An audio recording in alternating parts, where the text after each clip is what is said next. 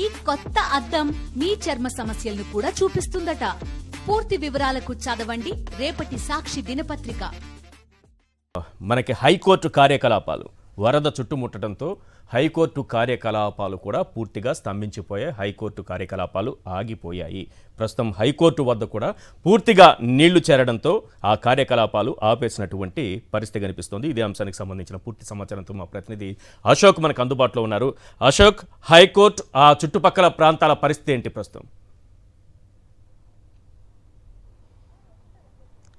ఇవాళ హైకోర్టు ప్రారంభం కాగానే ఒక్క గంట తరువాత హైకోర్టు కార్యకలాపాలు పూర్తిగా నిలిచిపోయాయి.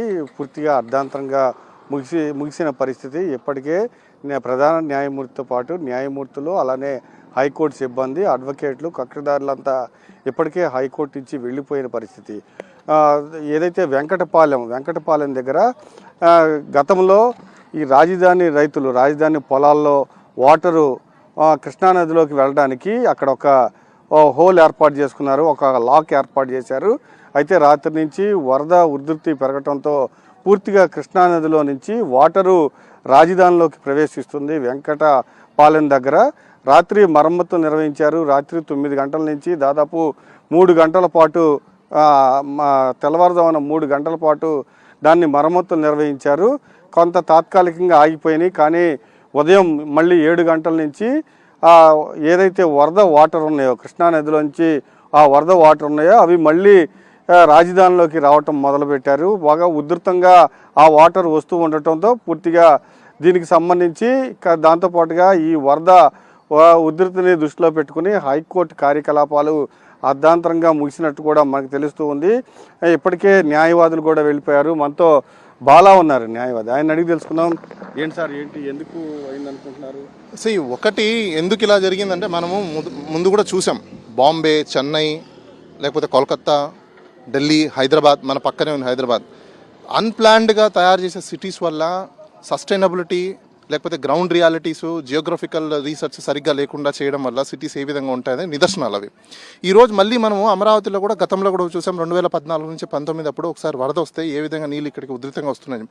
అజుమో మూమెంట్ ఇప్పుడు మీకు ఇప్పుడే ఇలా ఉంటే రేపు సిటీని మొత్తం డెవలప్మెంట్ చేసేసిన తర్వాత మొత్తం బిల్డింగ్లు, జనాలు, గినాలు మొత్తం మళ్ళీ కొట్టుకుపోవాలన్నా అంటే ఇవన్నీ ఏంటంటే నదీ పరాహిత ప్రాంతంలో అప్పట్లో ఇక్కడ పరిపాలించిన రాజులు కూడా ఇక్కడి నుంచి రాజ్యాన్ని ఖాళీ చేసి వెళ్ళిపోయారు. ఎందుకు వెళ్ళిపోయారు? ఇక్కడున్న నదికి సంబంధించి ఏదో ఒక రోజు మళ్ళీ ఆ నది వచ్చి ముంచేస్తుంది అని చెప్పేసి అని. శాతకర్ణి ఎప్పుడైతే పరిపాలించినప్పుడు అప్పటి నుంచి కూడా ఇష్యూస్ ఉన్నాయి. ఈరోజు మేము కోర్టుకు రావడానికి కూడా రూట్లు లేని పరిస్థితులు. ఎలా ఉంది మీరు కోర్టుకు వచ్చే ప్రధాన రహదారి ఎలా ఉంది? చాలా మేమైతే వాస్తవంగా రైట్గా రావాల్సిన రూట్స్ ఏవైతే ఉన్నాయో లేక అన్ని విలేజెస్ అన్ని తిరుక్కుంటూ కోర్టుకు చేరుకోవాల్సిన పరిస్థితి. కోర్టుకు చేరుకున్న తర్వాత కూడా అందరు సిబ్బంది రాలేరు. చాలామంది స్టాఫ్ అందరూ రాలేకపోయారు. ఎందుకంటే విజయవాడలో ఇరుక్కున్న వాళ్ళు చాలామంది ఉన్నారు, గుంటూరులో ఇరుక్కున్న వాళ్ళు చాలామంది ఉన్నారు, తాడేపల్లి నుంచి రావాల్సిన వాళ్ళు చాలామంది ఉన్నారు. స్టాఫ్ ఎవరు లేకుండా, సపోర్టింగ్ ఎవరు లేకుండా జడ్జెస్ చాలా వరకు వచ్చారు.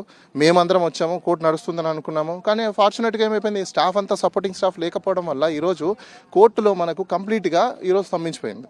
సో అంటే ఎంతమంది యొక్క రైట్స్ని ఈరోజు మనం స్టాప్ చేసేసుకున్నామంటే రీజన్ ఏంటి? ఒకటి, మనకు ఫ్యూచర్ ఆస్పెక్ట్స్ లేకపోవడం వల్ల చేసే చిన్న తప్పుల వల్ల ఈరోజు మనం ఇంత ప్రాబ్లం ఫేస్ చేయాల్సి వస్తుంది. హైకోర్టు చుట్టూ పరిస్థితి ఎట్లా ఉంది? హైకోర్టు చుట్టూ పరిసరాలు అంటే మీరు చూస్తూనే ఉన్నారు, వాటర్ ఎంత ఉంది ఇక్కడ, అసలు ఫెసిలిటీస్ లేక. ఇంకొకటి ఏంటంటే మేము కూడా రేపు కోర్ట్స్ అన్ని ఓపెన్ అయిన తర్వాత అసలు ఈ బిల్డింగ్ పరిస్థితి కూడా అయితే చూస్తే మీరు వేల కోట్ల రూపాయలు పెట్టి బిల్డింగ్ కన్స్ట్రక్షన్ చేసాం. వాటర్ కారుతుంది ఇక్కడ. మాకు టైల్స్ ఎప్పుడు కింద పడిపోతాయో, ఎవరు నెత్తిన పడతాయో, ఏమైపోతుందనే భయాలతో ఉన్నాయి. ఎవరికి కూడా ప్రతి ఒక్కరు అడ్వకేట్లు కూడా చాలా భయంగా ఉంటుంది. ఎందుకంటే వర్షం పడింది అనుకోండి, మొత్తం వర్షంతో కారిపోయేసి బార్ కౌన్సిల్లో కూడా అక్కడ కూడా వాటర్ వచ్చేసి ఈ ఫైల్స్ మీ దగ్గర వాటర్ అంటే అసలు కన్స్ట్రక్షన్ చేసేటప్పుడు ఇంజనీర్స్ ఏ విధంగా కన్స్ట్రక్షన్ చేశారు, ఎంత పూర్ క్వాలిటీతో కట్టారు అనేది కనపడుతుంది. మనకు తెలంగాణలో చూసాం, ఇదే కాస్ట్కి ఇంకా 10% రెడ్యూస్తోనే సచివాలయం అంత పెద్దది కట్టారు. కానీ ఎందుకు అన్ని కోట్ల రూపాయలు అయ్యాయి? ఈ కోట్ల రూపాయల డబ్బులు అంతా ఎంత స్కామ్ జరిగింది? హైకోర్టు బిల్డింగ్ కట్టినప్పుడు ఎన్ని సంవత్సరాలు స్ట్రాంగ్ ఉండాలి, గ్యారంటీలు ఏంటి, అంటే ఏ విధంగా ఇలా చేస్తున్నారు అనేది కూడా చాలా మాకు క్వశ్చన్స్ కూడా ఉన్నాయి. రేపు కోర్ట్స్ అన్ని ఓపెన్ అయిన తర్వాత కూడా దీని మీద కూడా మేము ఒక బిల్ ఏదైనా ఫైల్ చేసి అసలు ఎవరు కన్స్ట్రక్షన్ చేశారు, ఇంజనీర్లు కూడా ఇన్స్పెక్షన్ చేసి దీని సస్టైనబిలిటీ ఏంటి, దీని స్టెబిలిటీస్ ఏంటి, వారంటీస్ ఏంటి, ఇవన్నీ కూడా చెక్ చేయాలని మేము కూడా అనుకుంటున్నాం. చాలా దారుణమైన పరిస్థితి అయితే ఇక్కడ ఉంది వాస్తవంగా చెప్పాలంటే. పూర్తిగా హైకోర్టు చుట్టుపక్కల అయితే వాటర్ ఉంది. దాంతోపాటుగా హైకోర్టుకు వచ్చే ప్రధాన రహదారిలో కూడా వాటర్, రోడ్డు పైన వాటర్ ప్రవహిస్తుంది. దీంతో పాటుగా ఏదైతే ప్రధానంగా వెంకటపాలెం దగ్గర కృష్ణానదిలోని వాటరు రాజధానిలోకి వస్తూ ఉంది. కరకట్ట కింద నుంచి రాజధానిలోకి వస్తుంది. అదిగా ఆ వాటర్ కనుక ఇంకా ఉధృతంగా అయితే కరకట్ట నుంచి సీడ్ యాక్సిస్ రోడ్డు మధ్యలోకి ఒక రోడ్డు ఉంది. ప్రధానంగా విజయవాడ నుంచి కరకట్ట నుంచి వచ్చే వాళ్ళంతా ఆ రోడ్డుకే వెళ్ళాలి. కానీ ఇప్పటికీ ఆ రోడ్డు పైకి వరద నీరు వచ్చి చేరుకుంది.